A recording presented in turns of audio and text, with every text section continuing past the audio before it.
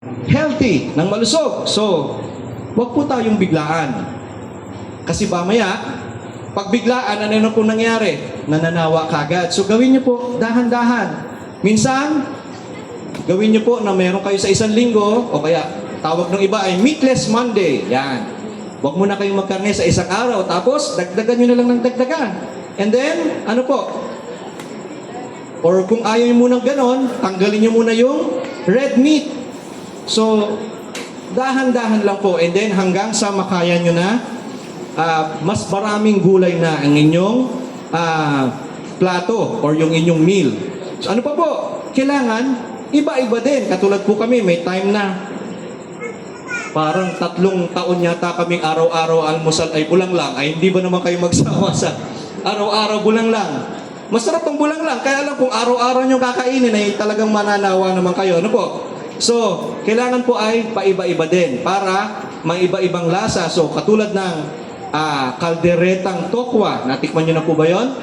O kaya yung luto na black beans na tokwa din. Or basta yung mga beans na iba't ibang luto, hindi lang yung puro laga. So, magkakaroon din po tayo ng konting creativity. Huwag po tayong matakot sa pag-experiment kasi gulay naman po yan, healthy yan.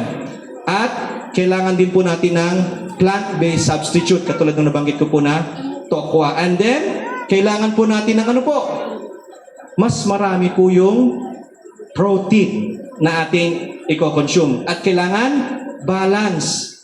And yung ating whole grains, kasi po may nagsabi nga na pag puti ng inyong kain, ng inyong pagkain ay ito po ay mas masama. Kaya nga po yung puting asukal, puting tinapay, yan po ay hindi magaganda. Kaya nga po mas maganda yung whole grains. Yan, mas maganda po yung ating isama sa ating mga meals, no?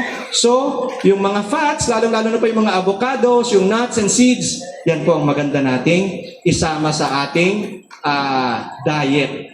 So, mga kaibigan, sana po ay akin po muli kayong challenge.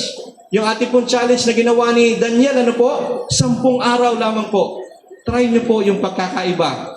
Or kung gusto nyo mag-test muna kayo sa inyong timbang o kaya sa inyong pakiramdam, 10 araw, sangayon po sa Biblia, si Daniel ay nasumpong ang mas malusog sa kanyang mga kaibigan. Iiwanan ko lang po kayo para po ito lang sa sinasabi ng Biblia.